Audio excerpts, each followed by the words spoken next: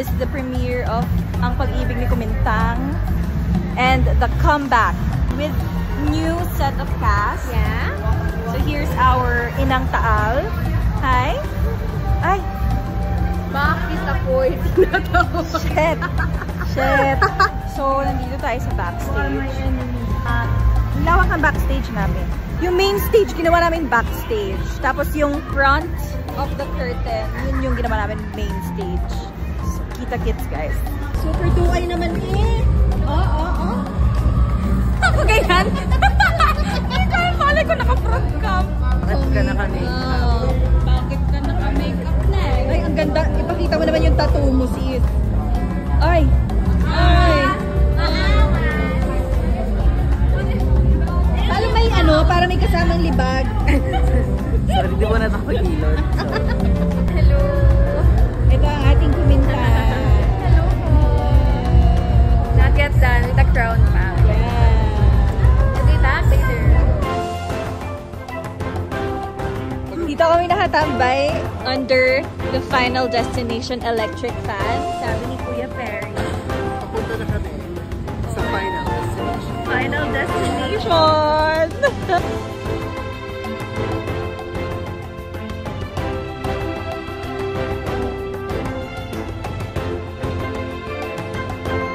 Five minutes ago, kasi nabigyan ako ni Sir Louie ng opening speech. Hindi ako nahihiya. Kasi pinagtibay ng iba actors company ang self-confidence.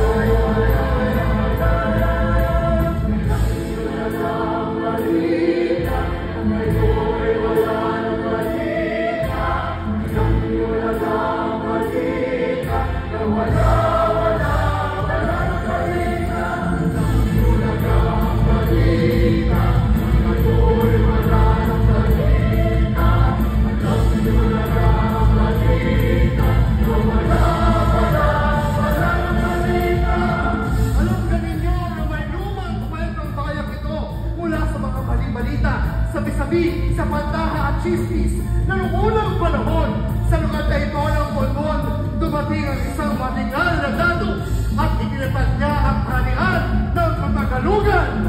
Maayos at marigal ang pamayan ng kanyang kinapumuluan na halos sumasaklaw sa kalakhang isla ng Luzon.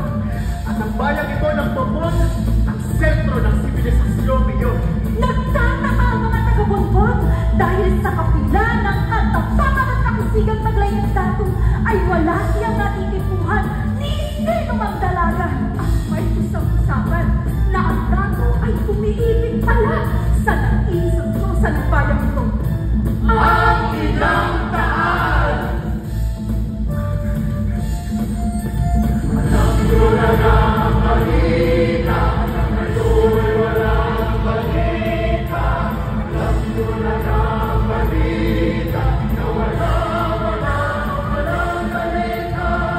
Nagdaan ang mga araw, nagbunga ang pagmamahala ng dato at ng Inang Taal. At ang bunga ng pagmamahala ngayon ay ang napakagandang prinsesa ang pangalan ay Kumintang! Sumamintang ang Inang Taal ng dato. Hindi matatawanan ang kanilang kasiyahan bilang isang pamilya. Ngunit dumating ang araw na kinailangang tumisa ng dato upang bumalik sa kanyang bayang sinilangan, ang Borneo, na noon ay nasa ilalim ng malupit na pamumuno ng isang raha. Dala ng masigling pagmamahal sa sariling bayan, dinisanin ng dato ang Bonbon upang ipagtanggol ang Borneo Galileo sa kamay na papang-abing raha. Kung kaya't kailangan magpaalam ng dato sa kanyang mag-inang taal at kay Kumintang. Muli, naglaho ang dato ng araw ding iyon. Wala ni anumang balita tungkol sa kanyang tagumpay, maging sa kanyang kabiguan. Ang sabi ng mga nakatatanda, noong araw na nagpaalam ang dato sa inang taal ay biglang siyang nilawan ng lawa at kailanman ay hindi na nakapaglagyan sa malawak na karagatan. Doon sa kadahilanan, ang panibugho ng isang Diyos na ilagman ay hindi kayang tawaran ng tao. Alam nyo na lang ang balita, na may wala ng balita. Alam nyo na lang ang balita, na wala ng balita. Dumating ang mga araw at nagdalaga niya si Kumintang at siya ay pinagkalooban ng titulong Diwata ng Lawa, kalahating Diyos, kalahating tao, at siya ay nakatakdang umibig sa isang karaniwang binata.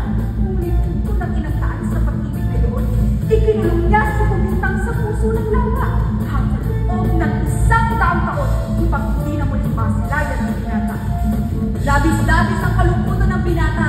Araw-araw, gabi-gabi, siya ay nasa ng lawa. Nangakong kahit sa loob ng 100 taon ay maghihintay sila. 100 taon, 100 taon, 100 taon.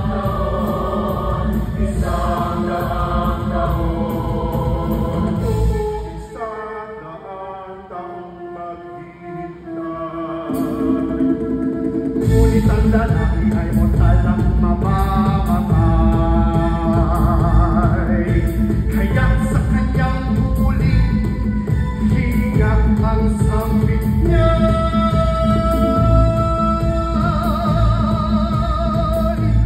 Prinsesa Kumintang, hihintayin kita hanggang ikaw ay lumaya. Agawan man ako ng hiningadala ng kahambugang ito. Hindi ako yayao. Ako ay patuloy na sa iyo ay magmamahal. Patuloy akong maghihintay. Patuloy akong iibig.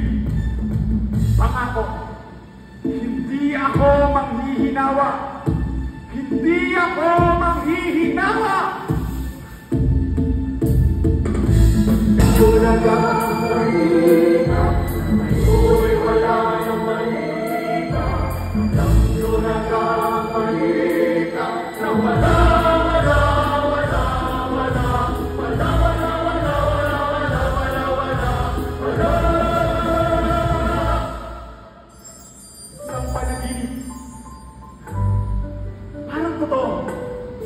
Ngunit isang bibig, isang dalaga. Tahimik na nakatingin, sumukong sa aking ay umiikot sa mga hiling mong iniikot. Nag-ibig ko kahit walang tingin. Nais kong gawin mo ang lambing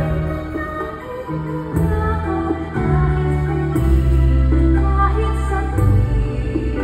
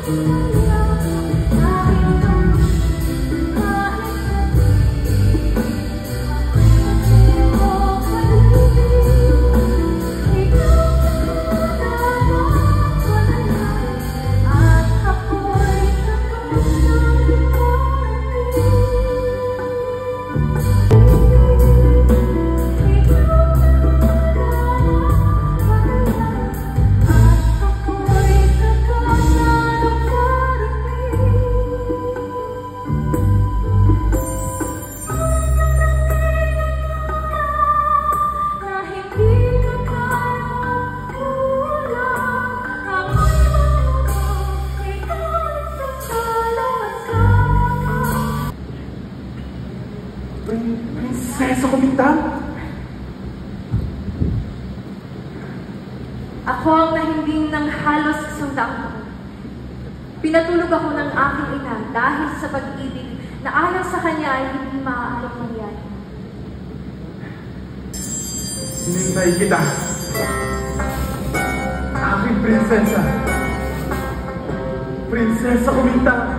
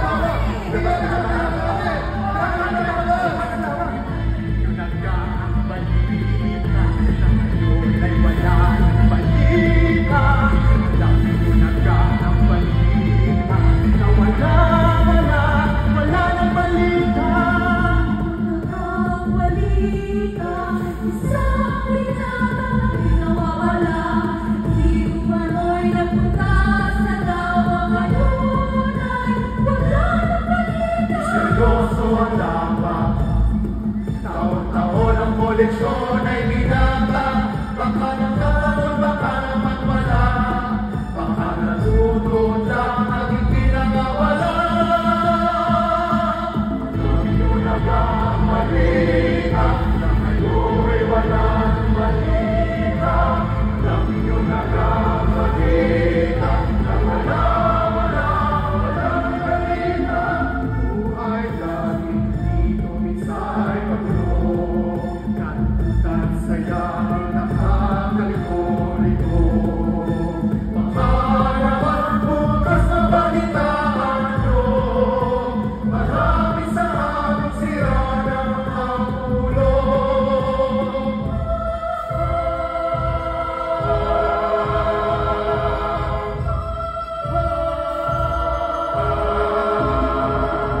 Alam nyo na ang balita, ngayon wala.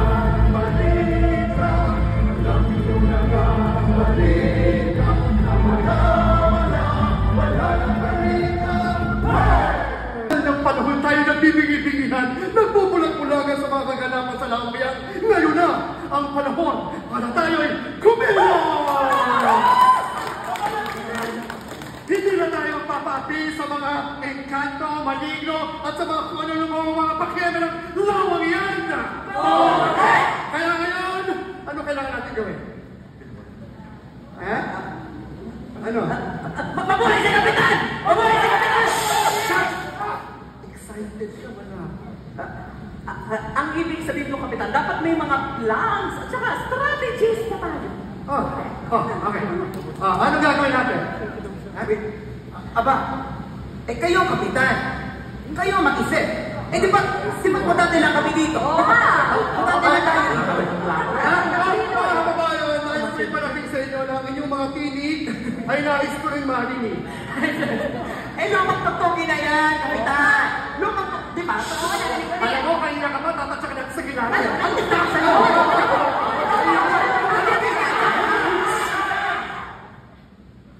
Kayo, wala kayong sarili niyong question. Para sa mga suhestyon, take suggestions, please now. Kapitan, wala na po tayong panahon para dyan. Baka hindi na natin abutan si Batang Tiyan. Tama. Leon, ikaw ang matayang na kaibigan ni Batang. Anong maaari natin gawin? Ang hanapin mo si Batang sa malalong madaling panahon at huwag na yang pababaligin ng lawa. Tama. Dahil kung hindi na po siya makakabalik sa lawa, wala nang buwis buhay. Aba, teka naman ho. Ay, ano naman ating gagawin kapag nanghingi ulit ng bagong buwis buhay ang lawa? Abay, disasarhan natin lahat ng daan pabarin sa lawang yan. Tama! At saka, matawas natin si Batang kung talagang siya ang nais ng mga manigdot engkanto. Sa pinakamagaling na albularyo ng bayang ito. Malakas ang aking utos na si Batang talaga ang buwis buhay. Dapat siyang bihagin at nang mapiyag niya ang masamang espiritu sa pamamagitan niya. Di ba? Ay, kapag nangyari lahat ng yan, mapipigil natin ang sumpa, ang buwis buhay.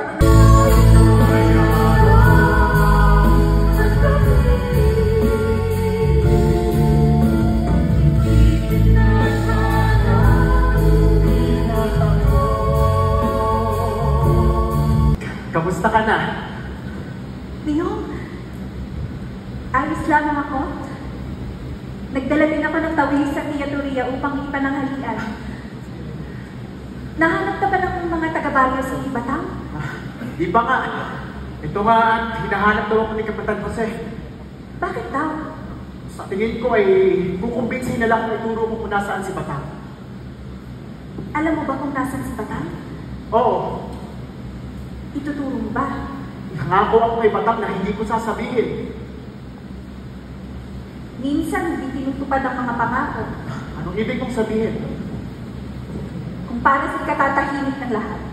Ngunit ba ang aming pagkakaibigan? Kagaya rin lang. Kagaya rin ang ano? Kagaya mo rin. Sa akin.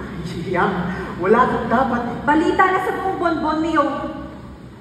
Pinagkasundo ka na ng iyong ama kay Cecilia. Yang, wala pa namang formalidad ang lahat. Hindi pa naman namin ito napag-uusapan ng tatay. At kung napag-usapan ninyo, Ikaw ang mahal ko. At alam mo yan. ngunit hindi nila alam. Tayong dalawa lamang ang nakakaalam niyo. Bakit? Kailangan pa ba ng basbas ng sambayanan ng ating pagmamahalan? Oo. Ang mahalaga ay ang sinasabi ng puso. Ang puso ay walang lakas para lumaban. Katawan pa rin ang magdidikta. Anong ibig mong sabihin? Hindi mo ba ako kayang ipaglaban? Ako, Mio! Hindi mo ba ako kayang ipaglaban? Sa tamang panahon niya. Masyadong magulo ang mga sitwasyon ngayon. Kaya kong magparaya. Kapag maayos na ang lahat, ang buwis buhay ang kaibigan natin si Batang, si Kapitan Jose, at si Cecilia.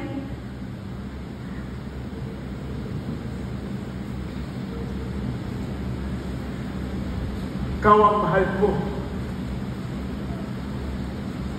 Puntahan mo na si Batang. Iyak. Malalampasan din natin ito. Umaasa ako may mas magandang bukas na darating para sa atin. Kapanginahan mo. Kaya bumitaw.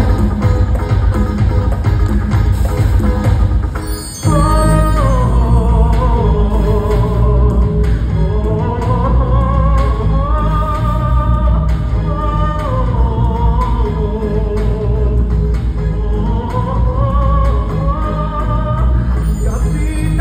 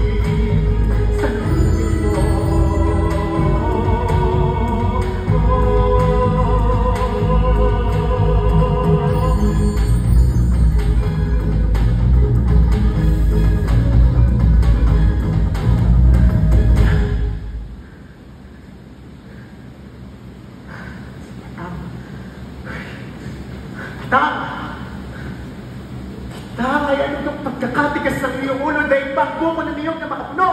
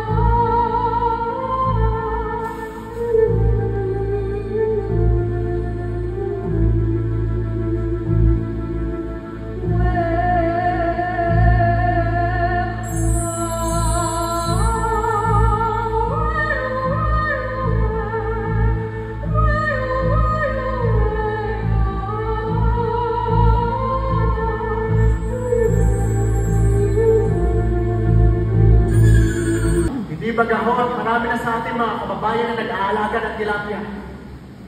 Kahit na alam naman po natin na maaaring malagay sa panganib ang ating mga alagang maliputo at tabilis. Kailanman hindi naman siya pinapakinggan, hindi gaya. Aba, hindi naman yun. Alam mo kaya, kaibigan mo si Batang, nahuli ng aking mga tanod ng isang araw. Sinisira ang aking mga fish cages. Aba, saan na magmakting baklat ang kanyang pinanaw doon? Nasisiraan na ng ulo si Batang. Awa-awang bata. Hindi mo alam? Huwag na tayo maglokohan. Eh, di hanapin mo. Meron na akong mga kausap na magdadala ng kalakal dito sa ating bayan mula sa kabilang barangay. Kailangan mo na malaki-laking pera. Kaya kailangan ko na maningil ng mga pautang. Nais mo ipagbigay alam mo ito sa iyong pamilya. Kapag nakapagtulungan ka sa akin, anay mo. Makapagalimutan ko ang utang ng iyong ama't ina.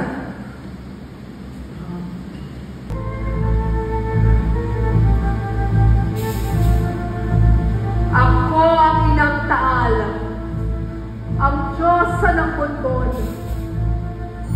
Taal? Hindi kita kilala. Ang binata ay mabusok at mahina. Ngayon ay nagtataksil. Sa kanyang nakaraan, tila ay suwain. Kasama mo ba ang aming kumintang? Si Kumintang, sakdal rikit at walang katulad. Bantay sa paanan ng bundok na sadyang liyan. Ang Diyosa ng apoy at tubig at buhay. Ang prinsesa ng lawang tunay. Oo, aking Diyos. Kilala mong aking mahal na si Kumintang. Siya ay aking anak. ipagmamanin po ninyo. Siya po ay aking iniibig. Ang binata ay mapuso. Ako'y nasa'yo muli.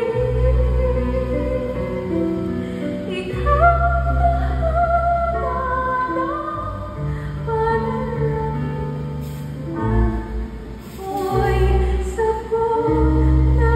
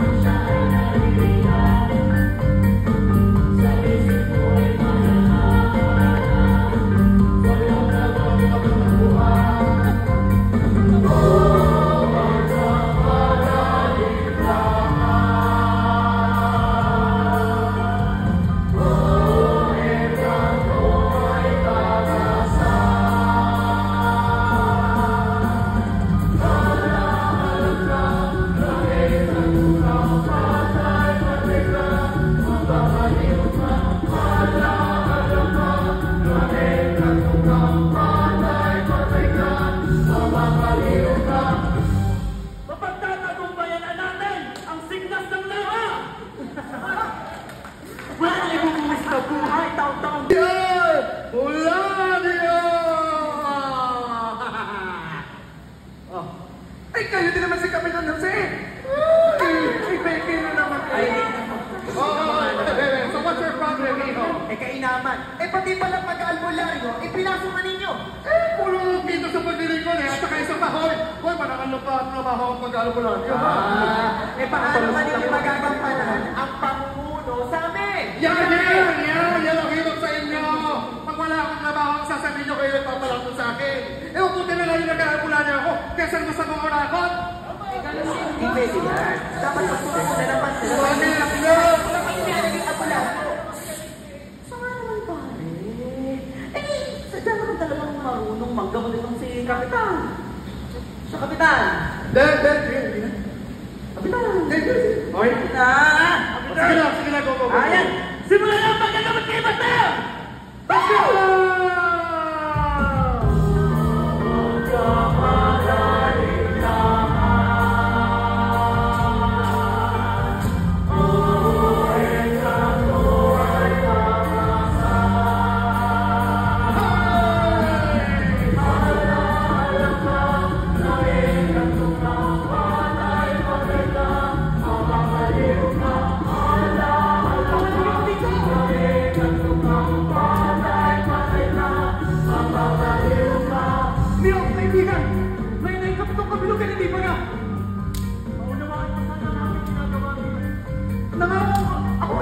Hindi ko sabihin, hindi ko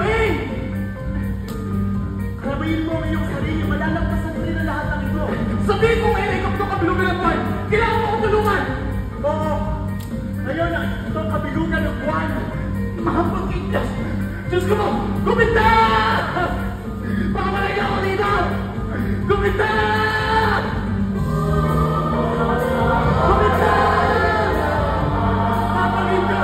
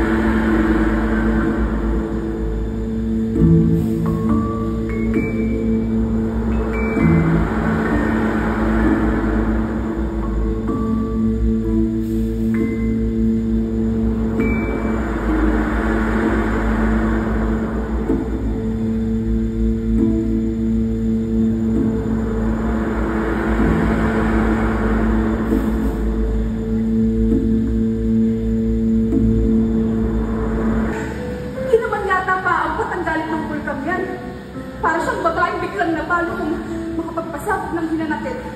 Ano ba naman yung luha niya, Panginoon ko? Kung masama nito ay dilubyo sa bayan ng kanyang Ano na naman ba ang tinutumpok mo dyan sa mga sinasabi mo? Wala. Ayusin mo na yung mga damit. Ibalot mo ng maigi sa kumot at kakaunti na lang yan. Isa sa aking asawa. Kilala ko yung mga banat ng mga parinig. Kung may nakakala kong nagpunta ako sa kabilang tayo para muling hanapin si Iya. Nagkakamali ka. Kay tagal na ng mga bagay-bagay, palagi pa rin binabalikan. Kung hindi ako inusap ni Kapitan upang balikan ng mga kababayan na iwan ay hindi na naman ako para pumunta pa roon. Nakaraan nga lamang niyo. Ngunit para namang kasaysayang patuloy kang ninanakaw sa akin. Hindi bagat pinagkasundo lamang ng tayo ng ating mga magulang para maging asawa mo. Cecilia, sumasabay pa ang panibugbo mo sa dilubyo at sa bulkan. Hindi ito ang tamang oras para muli nating pag-usapan ng nakaraan. Nakaraan nga lamang niyo. Ilang pagsabog mo ng bulkan, ha? Mga nakaraan. Pero para namang multong pilit mong pinapalikan.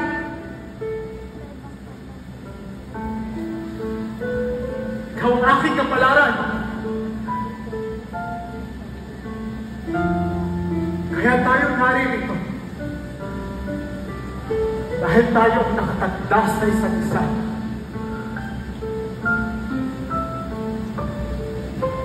Ka namang hinawa pa. Mahal mo pa rin si Iya. Oo, mahal ko siya. Noon. Pero ikaw ang aking ngayon. Kasi tagal na.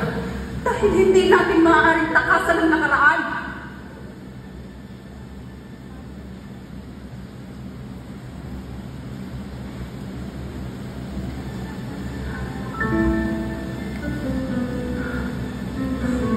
Tadhana. May buhay. Ang buhay ay tadhana.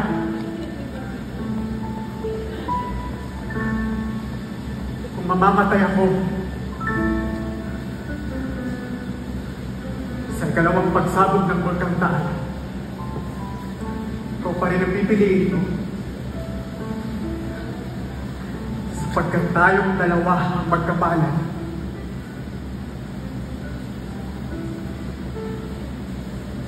Mahal kita kailanman.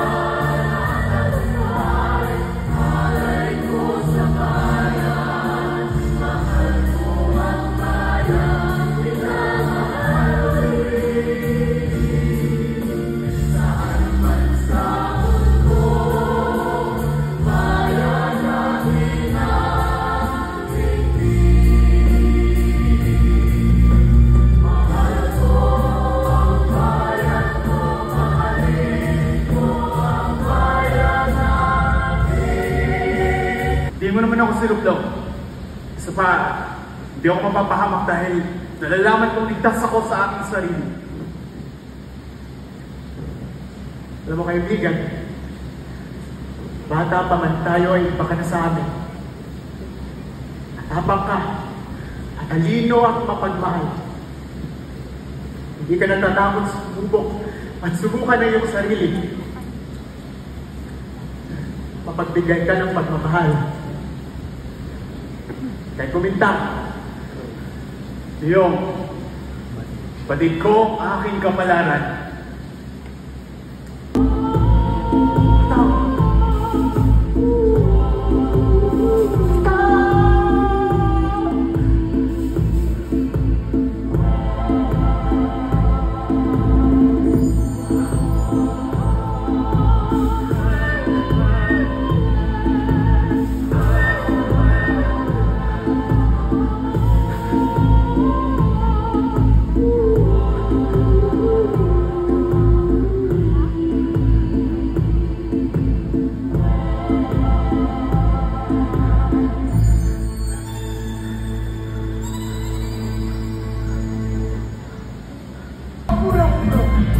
Kaya naman chismis, hindi natin alam.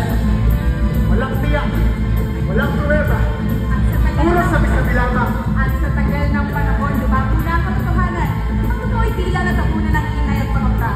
Parang puso, may bulong sa hangin.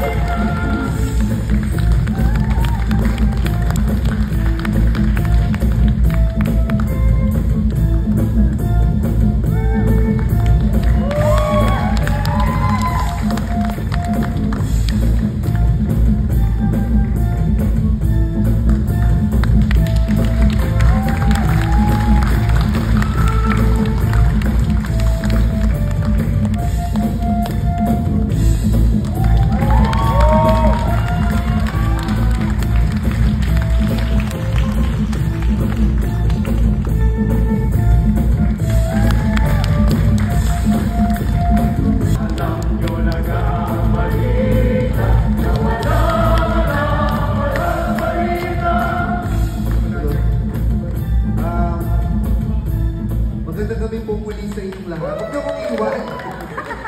Tingnan niyo talaga ako. Special po ang gabing ito kasi this is the culmination of our 50 years. Though hanggang December pa naman siya. No? Pero medyo may ilang mga pagbabago na magaganap sa mga darating na buwan. Pero bago po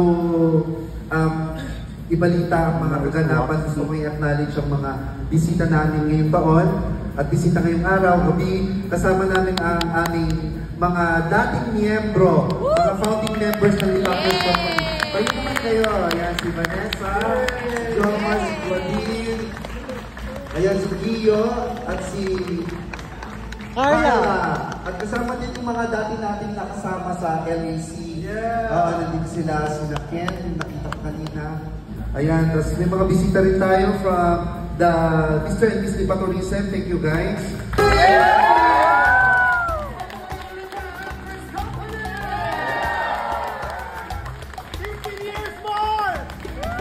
54 years for LAC!